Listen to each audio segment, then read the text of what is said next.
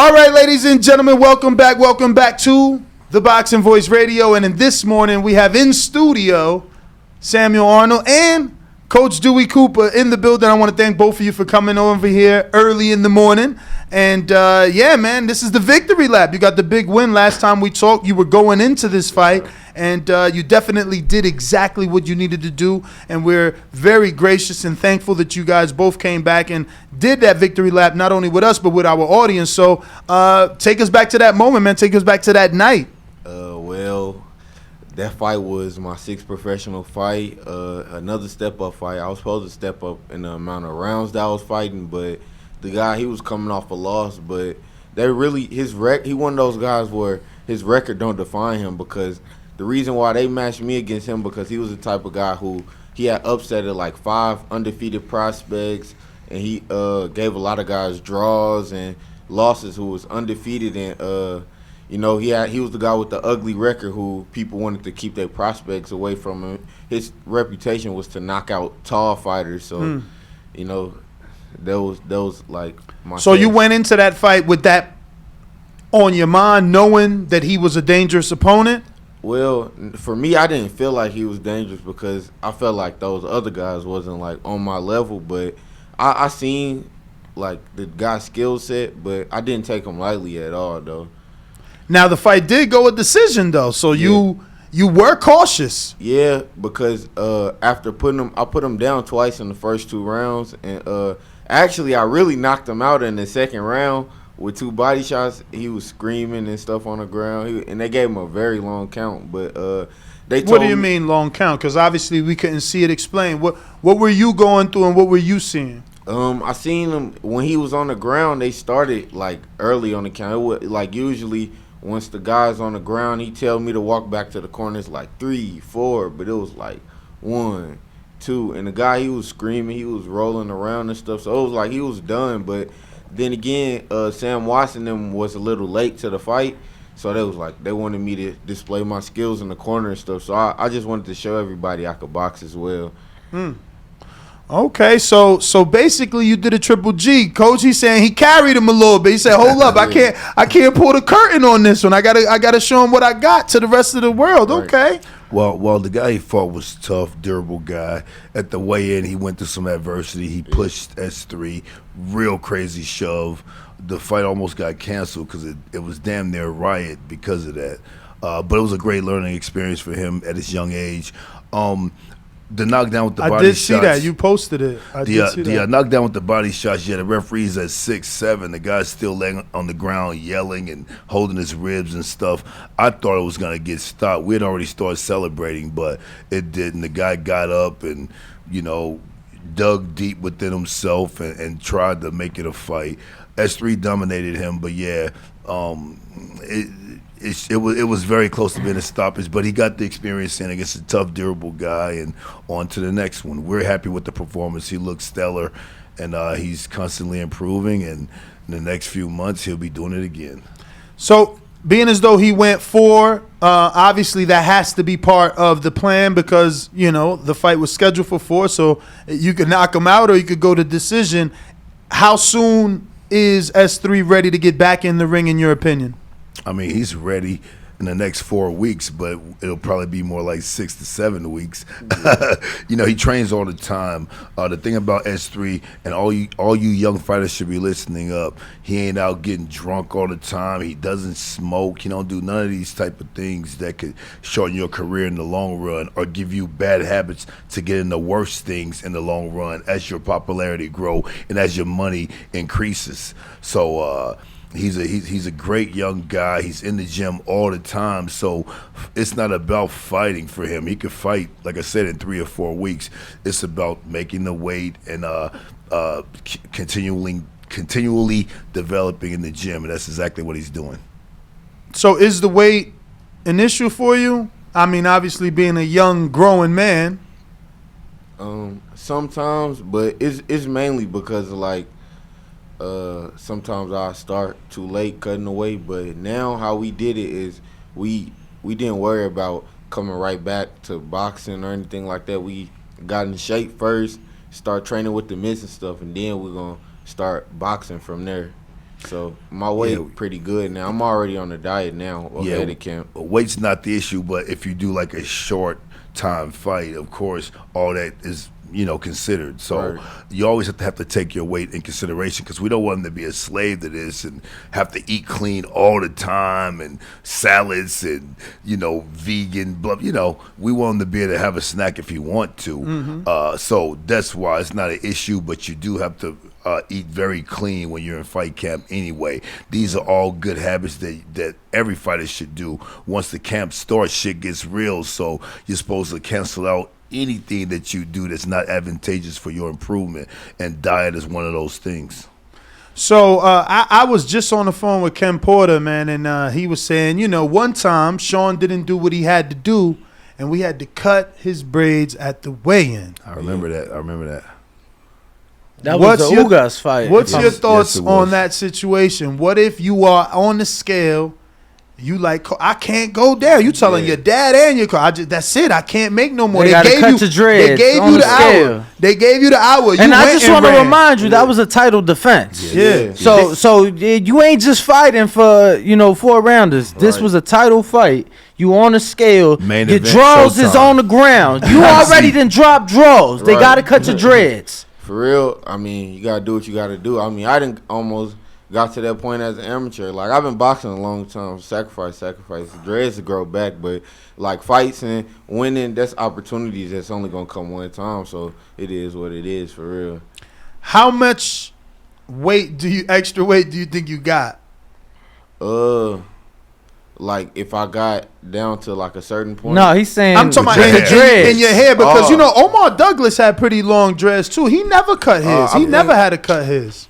But listen, that's not gonna happen. We're gonna make the weight. We're gonna do what we're supposed to do before the fight. There's methods to make sure you're making weight, and there's target points that we have each week where his weight should be, and we can tell if there's gonna be a problem early in camp, and we make the goddamn adjustment. Cut calories, fucking run more, do 15, 20 extra minutes on the rope a day, whatever the fuck you gotta do, so you don't have to go Shaolin monk and shave your head. So that ain't gonna be an issue, because we're gonna nip all that in the bud early in camp and make sure we're at the target weights we're supposed to be. And that's what has happened thus far in his career. 6 times done it right. We don't plan on fucking up in the future. If anything, it's gonna get more efficient in the future as we go, because guys, one thing you boxing guys aren't thinking about, it's probably much harder to make weight when you have a 4-round fight versus an 8, 10, 12-round fight, because you got to do more work. We're not training like we're getting ready for a 10-round fight. So the work's gonna it's gonna multiply as the rounds go up. Therefore, it should be a bit easier to make weight. He ain't sparring 10 rounds at the gym for a 4-round fight. So if he has an 8-round fight, he's doing 8, 9 rounds of sparring. He's going to burn more calories. Thus, the weight shouldn't be a problem. Coach, speaking of calories, I heard Sam say that, now he comes in early kind of for a pre-camp, and you guys do more pad work. So would you say that pad work, and I also heard you suggest doing longer time on the rope, meaning jump rope. Yes. Are those exercises that you would recommend for a person to lose weight? Absolutely. For sure. Not to switch tangents, but you guys all remember the Francis Ngannou, my UFC fighter, Francis Ngannou, UFC heavyweight champion.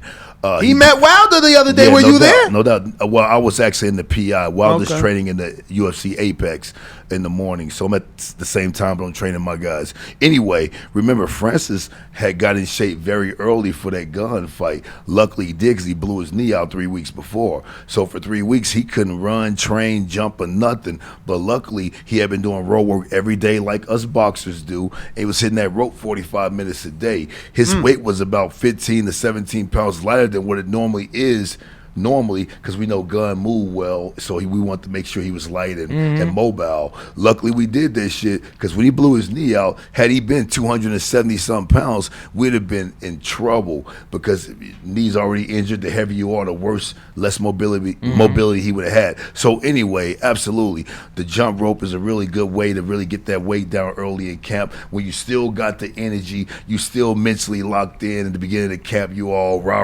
ready to go. those are things we should do, and that's what we're doing with him this camp. Not because weight's an issue, just because this guy S3's a lifetime boxer since he's a little kid, so he ain't gonna take too much time off the gym and not train. So we're just gonna be smarter with the way we train. Not too much sparring right now until we're officially locked in, and just train hard, work on the mechanics, and just sweat equity, man. Putting that time in, that shit makes a difference later on in the future. Coach, I gotta. Can I follow up, please? Oh, go ahead. Would you say one is better than the other? I know you're probably gonna, as a trainer, you're gonna say, no, I recommend my fighter to do both. But is jump rope? Can you burn more calories jumping rope than you can doing a 3-4 mile run? And would you recommend that over the run for knees? No, I'm old school. I hate to say it. The jump rope is probably a more efficient way, but fuck that, man. Ray Robinson did it. Muhammad Ali did it. Fucking, Mayweather Jr. still does it. Running to me is the most important thing. And of course, if you have injuries, go swim. Get on the elliptical, go to air down, whatever you got to do to burn calories. But I like to pay tribute to the ancestors and to the greats of yesteryear. The guys on the internet and didn't make, several million a fight. If Ray Robinson was out there pounding that pavement, our ass should be too. I ran for an hour straight just yesterday, didn't I? So there's probably more efficient ways, but just for the refuge of boxing history, you should be pounding that pavement as much as possible. Unless, of course, the doctor says you're injured, save your knees, go run the track, run the fucking treadmill, run somewhere, man. To me, running is the most important factor. Coach, so a few things for me. For you, do you feel that you have to not just run, but to work out to keep up with your fighters? Yeah, I do, because I have a lot of them, guys. I got guys from 8:30 this morning till 6:30 tonight, and I got a lot of MMA guys with fights coming up. I'm leaving for London Friday. Bubba Jenkins is fighting the PFL playoffs. Shout out Bubba next Jenkins. week. Shout out ESPN, and he looking phenomenal. We real proud of Bubba, aren't we? S3. Yeah, we are. He's sharp. He real sharp. But you have to, and especially the way we train, we work hard. How I'm gonna tell him to go hard and do all this shit if I can't even, run a mile? No, I'm asking Coach because it's something we don't really see trainers do too You ran often. outdoors that hour? No, I did the treadmill yesterday. Okay. I did an hour on the bike and an hour on the treadmill. But I normally do run outside. It was just the time. And by the way, guys, S3, not to take his interview, he's growing, man. He's hitting way harder. He's way stronger.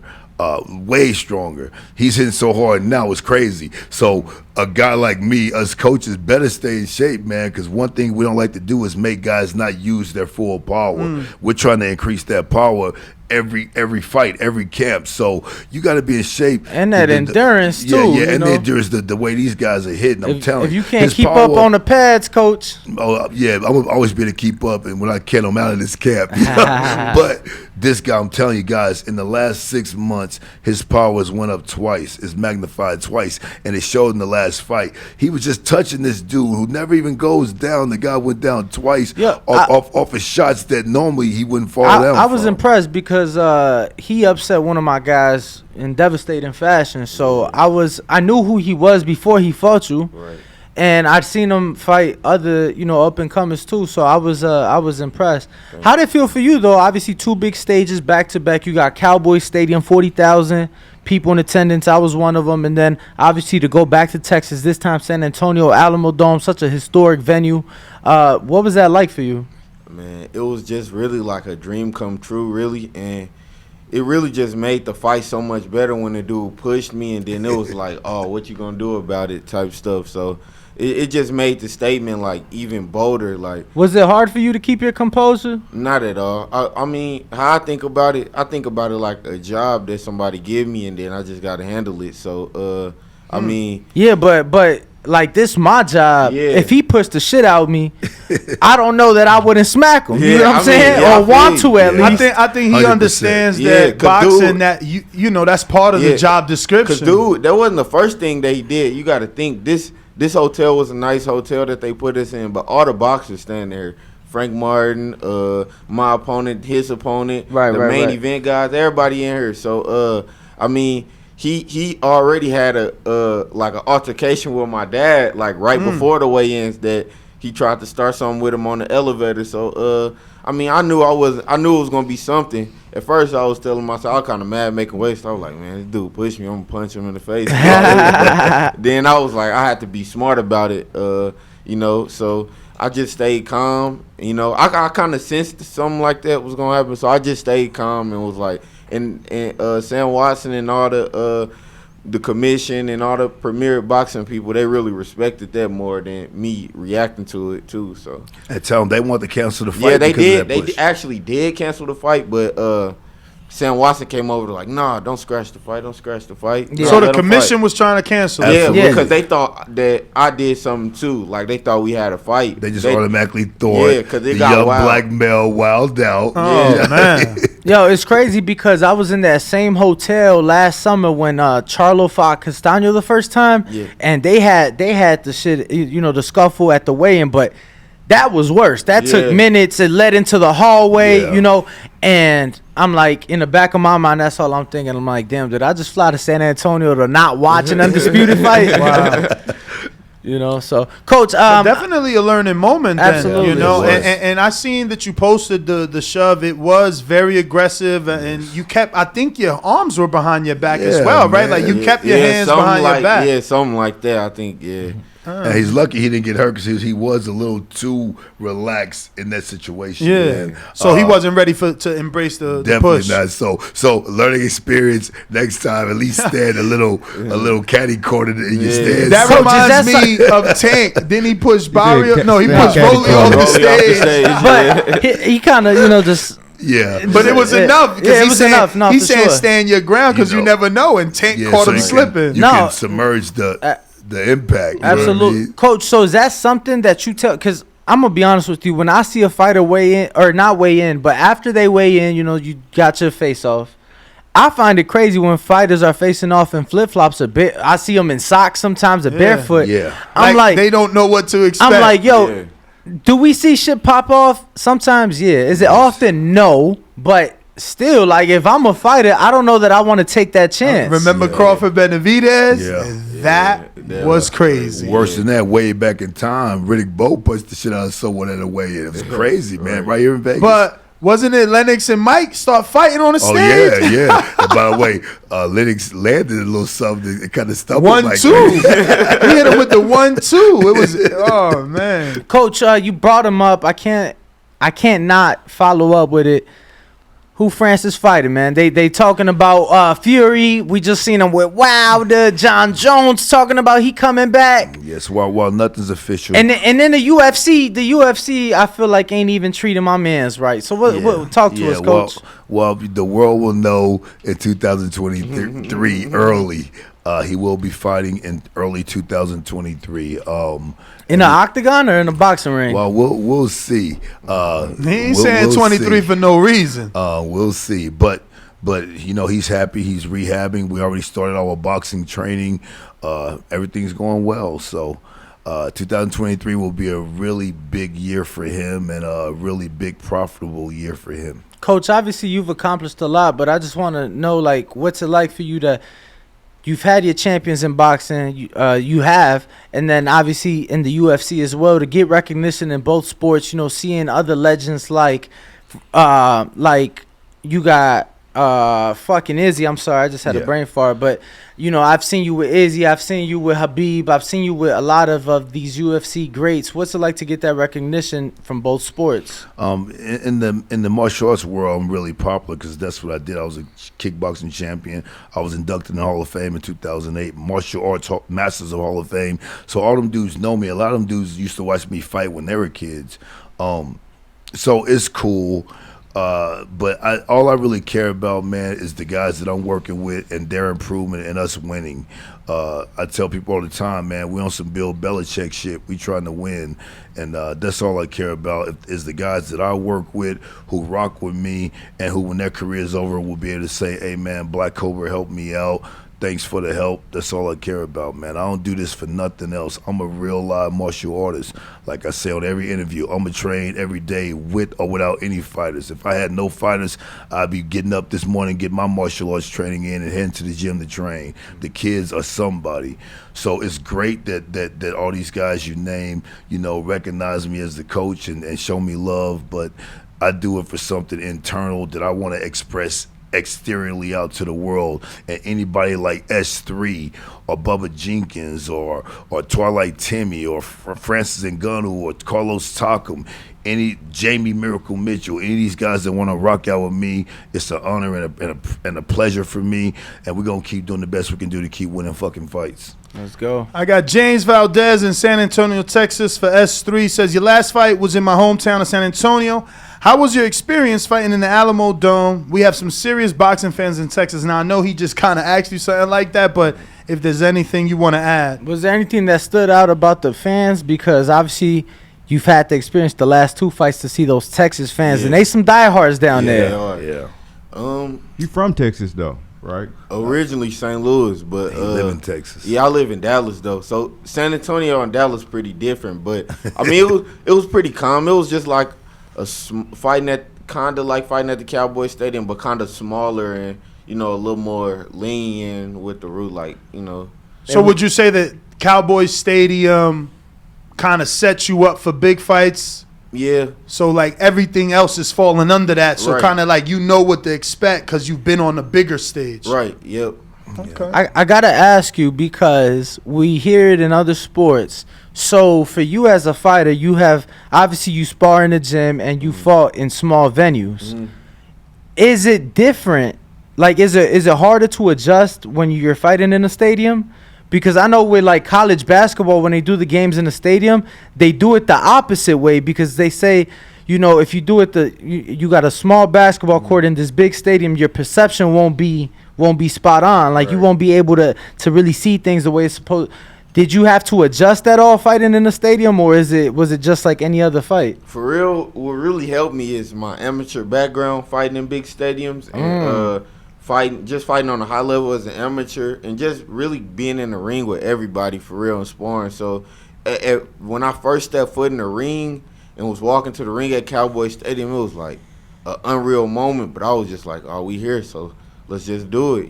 I knew the guy couldn't beat me, so it kind of, that moment right there. Once I got over that, like you said, everything else just fell under that, because Cowboy Stadium, it was huge, and I actually had a good number of people all around the stadium watching me as well. I got Big Casual that says, "What's up, champ? What's a fight around your weight class you think can be eventually a big fight for you in the future?" Well, in boxing, nothing is guaranteed, so I'm gonna just keep winning coming up, but hopefully, I don't know, really, for real. It's a lot of good guys around my weight, but nobody in particular, really. But the answer to that question is, whoever the champion is, once he builds, gets up there, he's up in the top 10. Whoever the champion is, of course, that's going to be the biggest fight and what he's looking for. Because we don't turn down nothing. They can come with whoever they want to. For real, we don't turn down nothing. But it's a progression, Right. like every other fighter had. Once he develops and gets up there, of course, he's looking for the strap. Right. So whoever got it at that time is going to get him up. Yeah. I got to ask you guys, being as though obviously you're here in Vegas and you come and train out here in Vegas, the whole Hasim, Rahman, Jake Paul situation, who's to blame in your eyes, Sam? Really, I'm going to let Coach answer this, because he know more about it. I really haven't been keeping up with it, but I think it was because Rahman couldn't make weight or something like that. Correct. Yeah, so, I mean, that's on him. All right. Coach, Well, I know in-depth things about what happened. All I will say, first of all, it's a shame that the fight didn't happen. Number one, it's a shame Rahman didn't get that bag, because a fight like that is all about the bag. You're fighting a guy with 3-4 fights and making $600,000-$700,000 for it. I mean, that's crazy. You got to get that money. I'm not going to place blame on either guy, but when in real life, and this is not just about boxing, this is about anything in fucking real life, man. We got to have accountability. and integrity for what we do.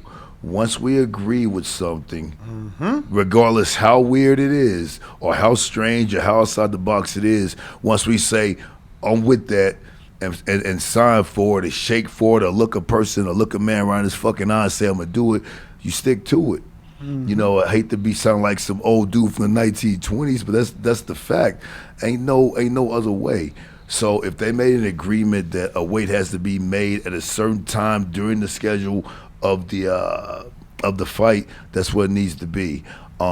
So whoever violated the original agreement is the one who's at fault, and we'll let the world figure that out. Right. I know both guys. I trained Hasim Rahman Jr. He's a great guy. He's a sweetheart of a guy.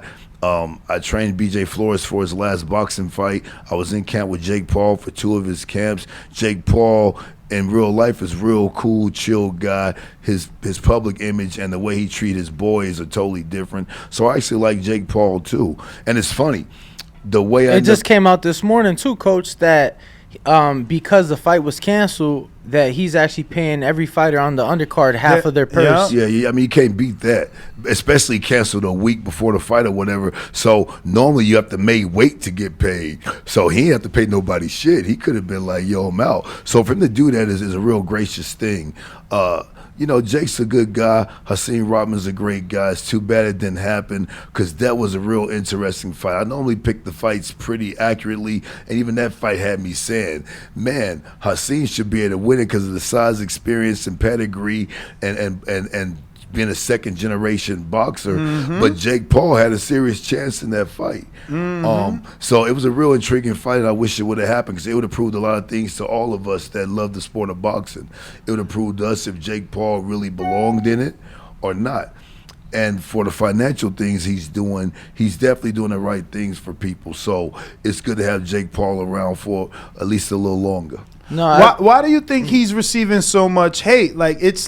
It's Jake's fault. Jake didn't really want this fight. I knew this fight wasn't going to happen. I knew Jake was going to find a way out of it. And I can't think of another circumstance where the A side renegotiates a contract 3 times and still gets blamed. Yeah. He sent the 190-pound contract. Yes. They said, no way we can make that. He said, cool, 200.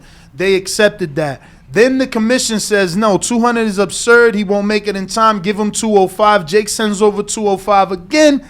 Rahman's team calls over, says 215 or nothing. Jake pulls out, and it's his fault. Yes, I don't understand this. One thing I'll say real quick about that, it was 3 different negotiations. Floyd made the A and B side very popular. Before that, we all knew about it, but the public didn't know about it. They thought every fight was just up and equal. Up. The commission decides the size of the ring, gloves, etc. Anyway, we know about the A and B side. So all I can say about that, and I'm not just on Jake Paul's side about this. I'm neutral. I'm on some Switzerland shit. But if you're the A side, man, you can't call the B side, can't call the A side and say what he not gonna fucking do. That's the bottom line. You can't tell someone, if you, whatever the agreement was, you can't say, no, I'm not gonna do this, I'm gonna do that. Because at that point, the A side has the veto and power, and that's exactly what happened. So I agree with you on that. What about the theatrics, Coach? What about everything that he did after? Does that help him? Because I know, right now it means nothing, but public perception, does the public still push Jake to fight Rahman because he came within 1 pound of the 205? I mean, I think that was a brilliant move by Hasim and his camp, but it's to no avail. Who cares? You made 206. The fucking fight ain't happening now. So I appreciate the effort, but you should just agree to 205 and made 206 and had an hour to drop the last pound and see if you can make it. Why do it when the fight's canceled? I understand. So it shows that they feel like Jake Paul pulled out early and all of that, but once the fight's canceled, it's canceled. Go back up to 220 now. It don't make sense to me. I wish the fight would happen, but like I said, when you kind of fuck up with the A side, he don't got to make the fight with you. He can make the fight with anybody in the world. We all paid money to see him fight a wrestler. You know what I mean? Think about that. We all paid twice to see him fight Tyrone Woodley. So he could get any boxer and fight him. I didn't think Woodley was going to lose. I ain't going to front. Man. I knew he was. I knew he would. Both times.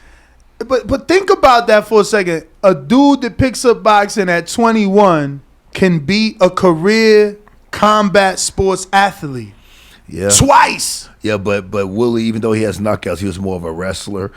He does strike, but his wrestling is what makes his strike. But coach, as a coach, wouldn't it be easier for you to mold a dude that's already a fighter versus a dude that's a fucking Disney star? Yes, absolutely. But we forget Willie was already 40, had already been on a downward spiral with his career, and already accepted losses, several losses in the UFC previous.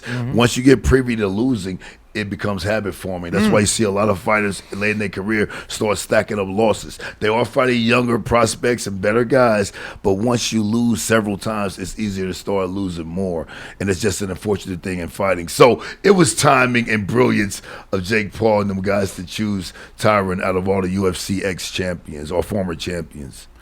Okay, man. So, Coach, who would you like to see Jake fight? Like, realistically, given everything, Man. I mean, you know, for a guy who is going into their 6th professional fight, like, who would be a good opponent for you? I would love to see him. And by the way, this is only because the Hasim Rahman Jr. fight didn't work. Who you got to fight now? The guy that just beat Hasim Rahman Jr., another 2nd-generation fighter, Tommy Morrison's son. Let's go.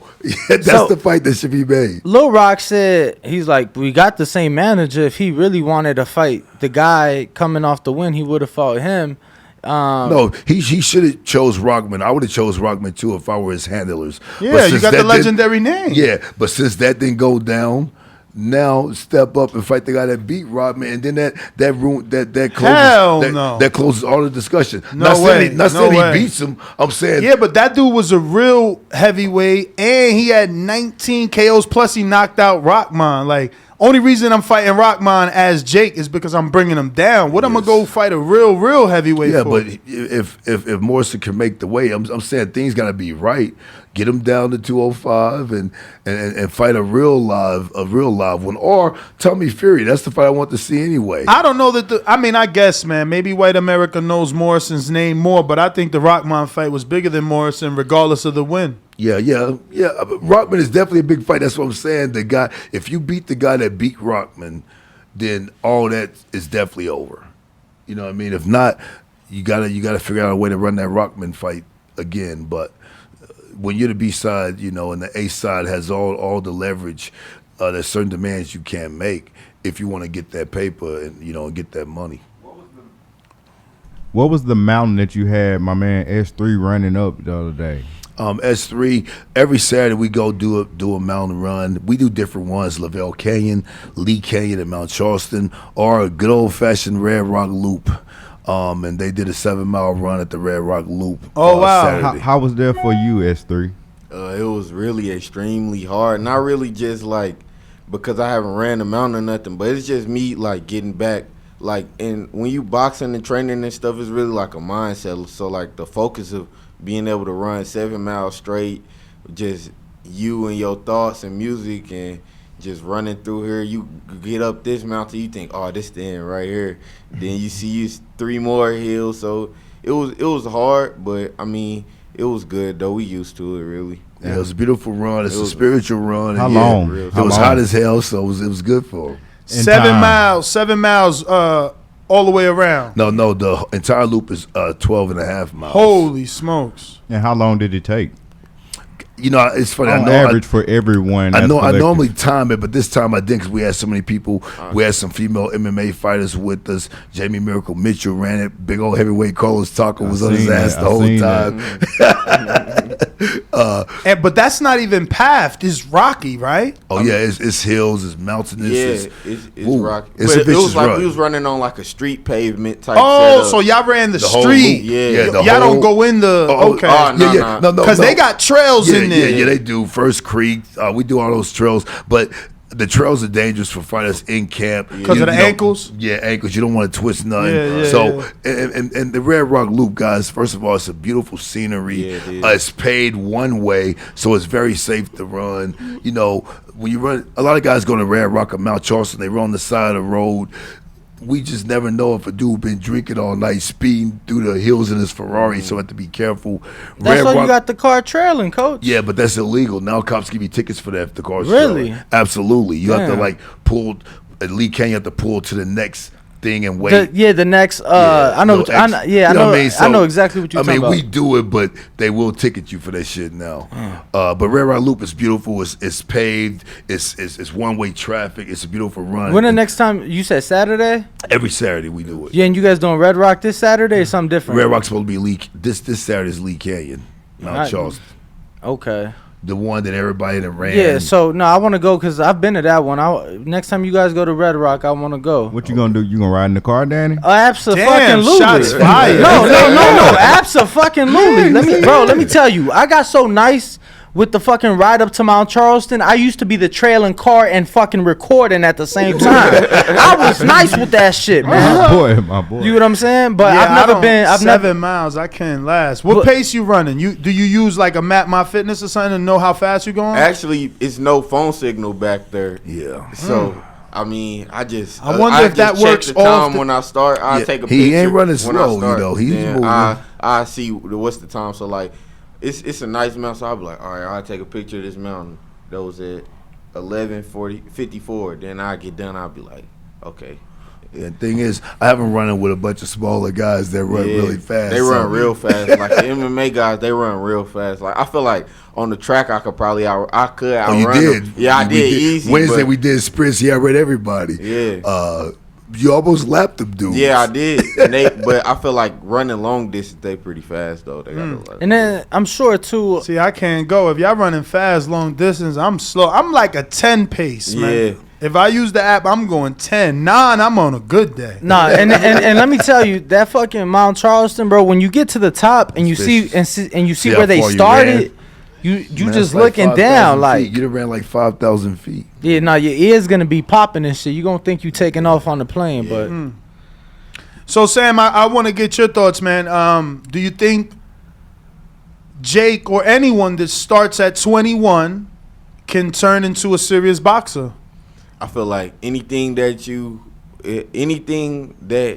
put your mind to, you can do. But then again, boxing not just anything. So for certain people, yeah, with the certain team, I feel like it'll probably be easier for a guy like that to come out with somebody like in Vegas who they can afford somebody like Coach Dewey or like the big name pro coaches who can mold them into being a pro rather than than a regular guy trying to starting at a random gym anywhere than like Vegas or LA or somewhere where it's real heavy in boxing. So I feel like if you do it like that, yeah, but then again, boxing, you got to have experience, so I don't know really. So, Coach, you've been around long enough to know Sergio Martinez. He started at that age, and look how high he went. Yeah. I mean, he's going to be an all-time great for his country. I mean, it's Carlos Monzon, then it's Sergio Martinez. I feel like you know more as an adult, too, and it could be a good thing because, you could understand stuff more when people teach you as an adult than you being an 8-year-old kid and you learning boxing. And,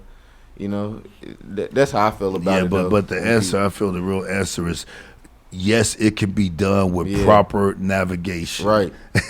Meaning your management team, having say so in which who you fight, because you can make a nice journey for yourself. Without proper navigation, fuck no, it ain't happening. Because you're going to and Jake has so many fans, so many. But everybody get I don't like that. Everybody get proper navigation. Like Sam is getting proper navigation. Yeah, but no, at this level, you guys get to pick who you fight. Sam just started at 21. He 7-time national champion. He should get proper navigation. Right. He's proven to be a real boxer. Right. You said a motherfucker 21 coming out to shoot.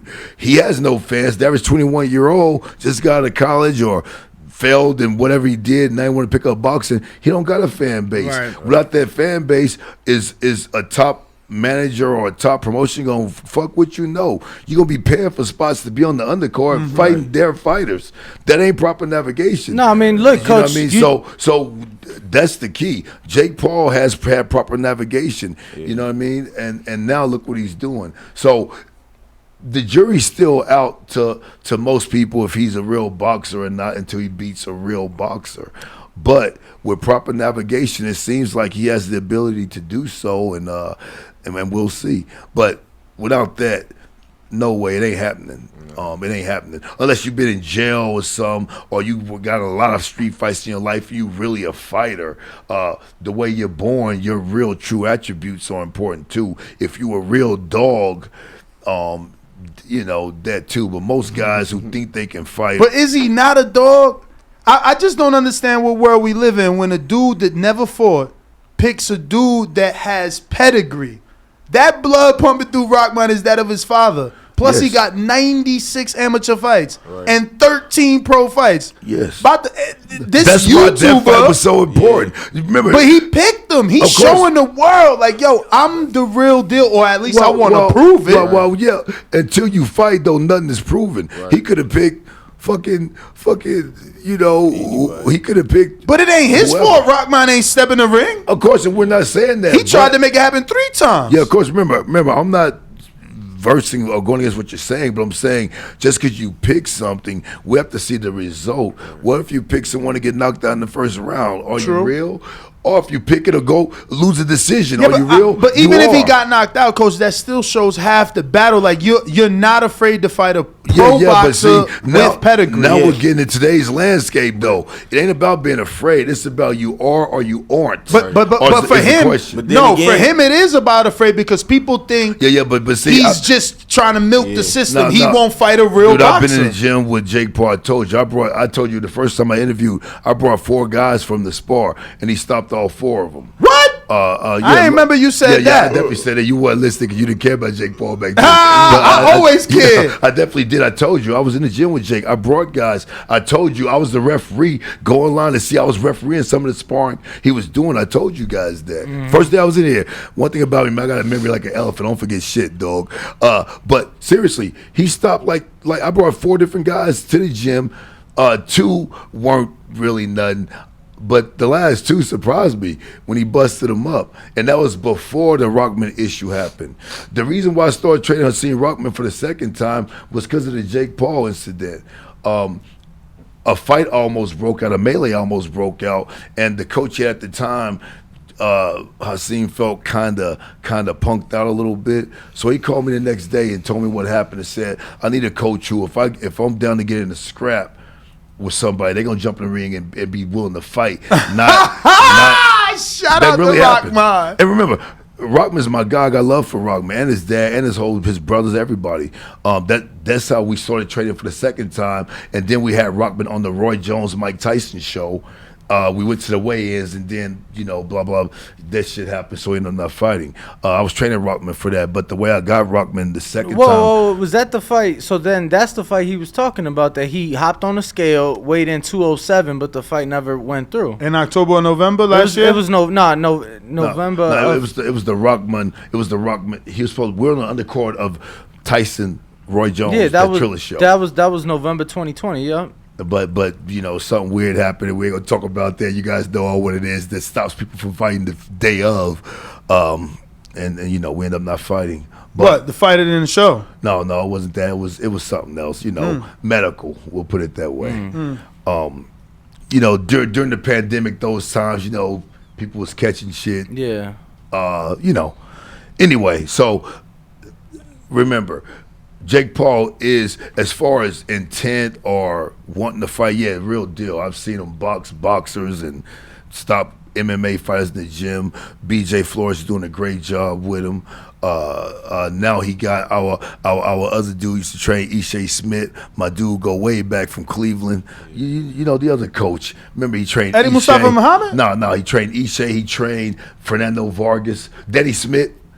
Danny, black dude, the dark skin. Yes, in case you guys don't know, Danny's legit. Danny trained Fernando Vargas and guys like this late in Fernando's career when Fernando fought Oscar and all that. Black ball dude he's working with. He got BJ Flores and Danny Smith, Coach Danny Smith. He was back in Vegas way back in the 90s. Well, I guess this question ain't on. So he got real coaches. So of course he's a real boxer. How good of a real boxer? The jury's still out because we didn't get a chance to see the Rahman fight. I guess this question is perfect to ask because who did we have in here, Danny, that said he doesn't think Jake will make it far with that team. He said he's got to change that team. No, he got. Man, as far as boxing coaches, he got 2 legit ass boxing coaches. BJ Flores is a very intelligent dude. Won titles at cruiserweight division. Y'all know BJ Flores, great sports announcer. BJ's dad was coaching amateurs way back in the fucking early '80s. I mean, BJ's been boxing since he was a kid. Very smart, very astute guy. Knows what he's doing. And then Danny Smith, man, I'm telling you, Danny's a really good coach. One of them Midwest brothers who know the sweet science, man. Like I said, he trained Ishe Smith back in the days. Was it Ishe that said it? Who was in here, Bo? None of y'all remember? I remember it being said. It was Ishe Smith that he trained, and he trained Fernando Vargas, man. That's who you talking about. Okay. Right? Yeah, that's him. Yep. Yo, he's a good coach. He's a good coach, for real. When I first started boxing, I've been kickboxing forever. When I first came to Vegas, I was training at Nevada Partners, Sugar Ray Leonard, and Richard Still's original gym, where everybody was at. Where Floyd would come through there and spar dudes early in his career. Danny was training some high-level guys back then. Danny's the real deal.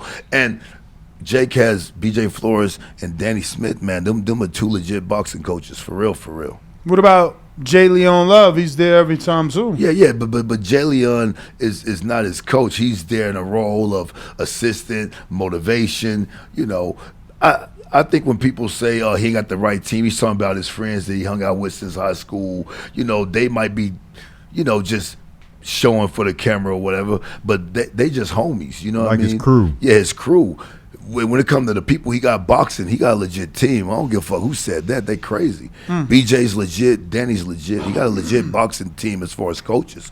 I don't know about how they view the rest of the guys, but I'm telling you, man, I seen him in the gym. Can they turn him into a world champion like Sergio? Man, there's only a few guys that's going to be world champions in all of boxing. I don't know if we can take it there. But why not? What does Sergio Martinez have that Jake Paul doesn't? Remember, Sergio had a whole soccer career, so at least Jake's knees is good coming into the game. And Sergio had to sign with Lou, and he lost his 3rd fight, and it was tough for him coming up. Remember, he fought Margarito twice. Yeah. I mean, like you said, in cases like that, anything's possible. But Sergio, goddamn, man, he's a world champion. I mean, but he had to become one. Yes, for sure. And he lost in his 3rd fight. Yeah. And then he lost to Margarito early. Yeah, but I'm saying Margarito ended up being a great Mexican fighter, world champion, smashed a lot of people too. Yeah, we know how he was smashing them, Coach. We know how he. I mean, we don't know if all of them fights was like that. Who in their 3rd fight fought a guy at Margarito's level? Right. God damn, that's a tough fight. Margarito became a world champion too. So I'm not disagreeing or agreeing. I'm just saying, world champion when you don't have the pedigree. Remember, anything could happen. Like a phenomenal thing could happen, but we can't judge our life on phenom. That happens 5% of the time or less. What do you think of Jake Paul may be a phenom. If he becomes a legitimate world champion in boxing, not after beating Hasim Rahman Jr., being, rated at top 5 in WBC. But I was going to ask you that. But they wasn't going to do top 5. No, I'm just making a point. If he goes through the proper channels, beat the proper guys, beat some top 10 guys, then with a championship, he is phenomenal. Until then, we got to see. So what do you make of the WBC saying had that fight took place and, had he won, that he would have made the rankings? Now, if you look up the WBC rankings, they go up to 40. Yeah. So they're not saying, yeah. See, they may say it was going to be top 10. Coach, what's the coach you just named? You looked Danny up? Smith. Danny Smith. Guys, I know what I'm talking about. I'm not spitting. No. I mean, someone else named Smith and is also a coach, but the first name is with a D. Danny Smith. Just text me saying that's one of my fighters. Danny Smith. He goes back, I believe, with like Eddie Futch and Del Torrance and all these type of guys, man. Danny is legit, man. He's legit. I'm telling you. And believe me, I wouldn't be saying it. I remember early in the game, he was really good. If you watch some of Fernando Vargas' later fights, he was the dude coaching Fernando, man. Coach, what do you make of the saying that champions are born, not created? I believe that's true. All right, so Jake was born. We don't know. We don't know. He got to give him his time. I believe that's true. That's why I know Samuel Arnold III will be a world champion. He was born this way. I remember training him as 13-year-old. You know, he always had an intangible. Not saying, was Glenn Johnson born that way, the Road Warrior? He fought his way to a championship. Not saying it can't be done, but we could name 3 or 4 guys in boxing history who came up the unconventional way, started at 23 years old with a belt. But think about all the champions since the beginning of time. That's very rare. Is Jake Paul one of those rarities? Maybe, but that's the thing. You seem to believe so. Maybe it's not that I believe so. It's definitely possible. It's just that fighters with more talent have not had the ability to make it to that championship. When you That's are where the proper in the position navigation of comes Jake, from. When you're in a position of Jake where you already got a network deal, they want you. Now you just got to get your opponent approved. Yeah, so basically what he's saying the business is more important than the actual boxing. And if from that standpoint, you're absolutely correct. But at some point, unless it's a vacant belt, you got to fight somebody top 15 at least. And he will. And so if he beats a top 15 guy, he deserves to be respected, and he deserves to be called a champion. I'm one of the guys who are against what they call alphabet bet soup titles and all this. If you're a motherfucking world champion, you're a motherfucking world champion. If he can get it, he deserves all the praise and props, and I'll be the first to say he's phenomenal, because that would be a phenomenal I'm just thing looking at it like this, man. You know, Sam, I'm sorry, I got to bring you in because you know how tough it is to be in this sport, like from the miles, the jump rope. Like, he been rich. Yes. Why else would you do it if you're not competitive? If you ain't got something to prove, right, you're not doing this for no. This ain't no. Motivated. This not no sport for a rich person. Yeah, but he definitely got something to prove. That's what it's all about. Motivation. Tell him, Sam. I think it started off as like a trend, and then he probably ended up finding a passion for it. Though. Exactly. So many fighters we interviewed that say, "Oh, my dad brought me to the gym. I just fell in love with it." Yeah. He just fell in love at a later age. Because you don't spend that much time. It can happen. I mean, he literally got them dudes living around him. And proper navigation is definitely necessary because, you know, Coach, who'd you say you wanted Jake to fight next? You said Kenzie Morrison, right? Yes. He's the one that. Yes. My man's got 300 followers on Instagram. Like he don't have proper navigation. You 20-0, 18 knockouts. You don't even have a following. Just beat the son of a legend, and only 300 people know you. Yeah. But see, that's where, you know, boxing has showed their cards too plainly to the average person. Boxing is definitely a business disguised as a sport. And that's why the other thing I do, MMA, is really pushing the envelope and starting to challenge boxing, because there's not so much of that. Well, I think bottom line is, well, no. I think all sports are businesses, Coach. The difference is you talking about companies. Yes. Right? If you talk about the UFC, you're talking about a company. Major League Baseball, a company. Yes. Like, if anything, I would call those corporations. If anything, if anything, but okay, Adesanya Izzy, the guy you mentioned, is fighting Pereira. A guy who beat him twice his next fight. Pereira got 4 fights in the UFC. They don't gotta make that fight, but the UFC is fucking making that fight. We ain't seen Spence Crawford yet. It took us 5 years to see Mayweather and Pacquiao, 5 to 7. We're talking about a guy being able to. But I think that's the point, because who them dudes you mentioned, I never, as a casual MMA guy, I never heard of them, so why I'm going to pay for them? Yeah, you don't, but they're selling million pay-per-views. But that's what I'm saying, but I heard of McGregor. What I'm saying is that this is the hottest fight in MMA, and it's made immediately. But how is it the hottest if the casual don't know? I never heard of them dudes. Yeah, but if you're in the MMA, you know this fight. But I no, like, see, you but we can say that for boxing. You purposely avoid it, though. You purposely avoid it. But if it's, so you've never watched heard McGregor. He made it to my timeline. I never watched Rowley. You've never heard of Israel Adesanya. Yes. Okay, that's what we talking about. He just named him by his nickname. But I haven't seen that one promotional banner for his upcoming fight. Is what I'm saying. It just got literally. But I'm just saying, think about that. That's a crazy fight. Everybody in the MMA world's excited about this fight, but it's happening immediately. Yeah, but let me tell you, we know why it's happening immediately, Coach. Come on. Wow. The same way any other fight in the UFC, you know, happens quicker than we would see in boxing, because they're not making as much. So those fights are easier to be made. Come on, Coach. I've brought up Francis on air. What did he make his last fight?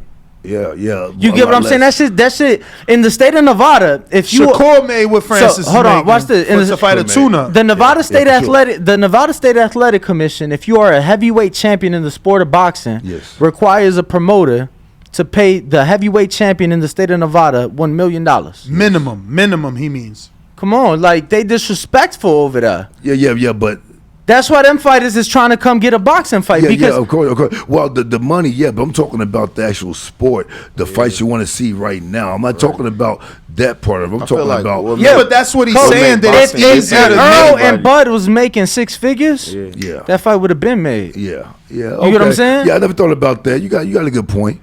Like, Coach, how many boxers is trying to go to the UFC? Yeah, none of them. Yeah. Everybody trying to come over here because they know they know. Like Conor McGregor said, they gonna phone home to their wife, get the red panties out, baby. We done it. We done it. We set up for life. Well, remember, we know the money's better in boxing. I'm saying as far as and remember what I said, putting it out there, the business disguised as a sport. Of course, every sport's a business, but you don't want to just put it out there like it's all about the money, not the actual integrity of the fight or the sport. That's the only problem I'm trying to make. I think why boxing like that, because anybody can be a pro boxer, though. See, here's the thing, though. But anybody can be a UFC fighter. No, they definitely can't. not. The UFC got to sign you. Remember, UFC. Oh yeah, but UFC is a company, though. But anybody could be an MMA fighter. Yeah, but remember, UFC is the highest level. You have to. Right. That's what I'm saying. To the UFC. That's what I'm saying. Yeah, but the same can be said literally about all sports, right? Because like if you keep doing what you're doing, PBC gonna pick them up. Well, no, I'm saying if it wasn't such a business thing, why the fuck other sports go on lockouts? When they don't agree on money, they don't play. They sit the shit out. Yes, they literally go on strike.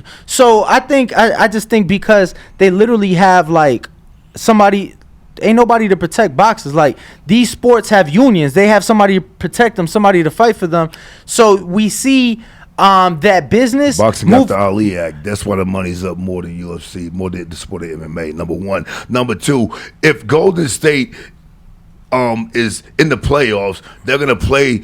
If they're number one, they're going to play number 8. I don't give a fuck how we feel about it. There's a structure. You're never going to see the other sports that you're trying to make a comparison to say, no, Golden State's not going to play the Lakers this week because it's too popular or LeBron got hurt. The shit's still happening. Right. Yeah, the same way these fights should still be happening. Bottom line. Yeah, but you can't say that because they got bench people to replace the injured. So fight. Even but he the one made the point about it's all business. It is all business, but there's a certain structure and there's a certain integrity. Whether LeBron, Steph, any of them hurt, the bench dude's got to play because you want to see Golden State. Whether there's stars there or not, it's going to happen. Yeah, because they're selling you a team, though, Coach. Showtime can't cancel Hasim, Rahman, Jake Paul, and slide in Sam and Arnold in his place because it's like the whole fight is based off Jake and the main event. Yes, but I'm saying fights need to be made quicker. The same argument everyone's been saying, but that's the difference. Like I said, again, that's why MMA is gaining its terrain. I think on the sport of boxing. I think Danny hit it spot on. Like, for instance,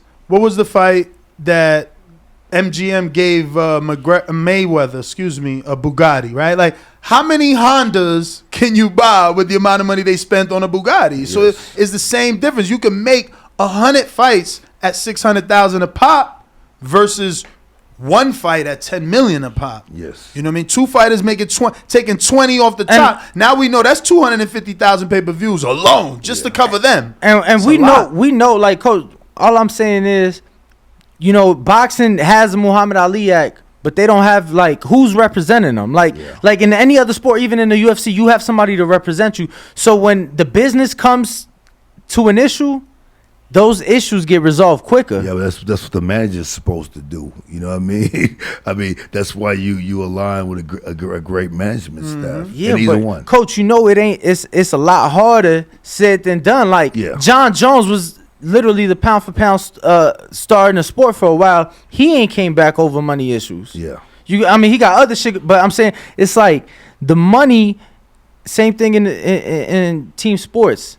Yo, a player not happy. Yeah, the game is gonna continue because it's a team sport. Yes. But that individual's still not playing, or that individual may not be playing now. He getting fined because he ain't playing. Like, there is a solution to it. There's just not solutions in boxing because they don't have that representation. Yeah, fair enough. You know, I got nothing to say about is that every fighter is his own business in boxing. That's actually the gift and the curse, you know what I'm saying? You get to be your own business. You're in charge just like the next fighter's in charge. but they have to be able and willing to take charge of their career. But look, we're not going to keep you guys any longer. Sam, if you can, please give out your social media. Dewey, do the same after he's done. And we appreciate you guys. We're going to take a quick intermission, take a picture with both these gentlemen, and be right back. Okay, first I'd like to give a shout out to all my sponsors. Shout out to Fit Wellness, shout out to Kinetic Sentry, shout out to Watch for the Hook, Sacrifice Clothing. Just shout out to everybody who's been supporting me in my journey. Thank y'all for having me. And my Instagram is Samuel Arnold III. Same thing on Twitter, and y'all can subscribe to my YouTube at Samuel Arnold. Yeah, thank you guys. Thanks for having us. The Boxing Voice #1. Dewey Black Cobra Cooper. My Instagram is DC Black Cobra, BlackKobra, DC Black Cobra. I spell Cobra with a K. Thank you guys for having us. Thank you, Coach. YouTube family, don't forget to hit that like button. Subscribe to the YouTube channel. Help us get to that 1 million subscribers. We're on the road to 1 million. And obviously, we have other great content on our Patreon channel. So since this video is over, head on over to our Patreon and check out all the exclusive content or right here on our YouTube members.